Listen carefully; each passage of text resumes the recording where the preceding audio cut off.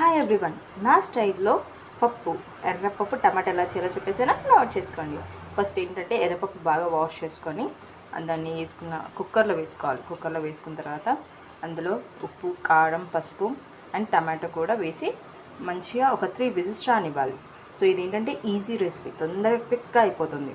ఈ విధంగా మెత్తగా అయిపోవాలన్నమాట. సో దీన్ని మెత్తగా రుద్దేసుకున్న తర్వాత సో టమాటా చూడండి, టమాటా కూడా మొత్తం మెత్తగా అయిపోయింది.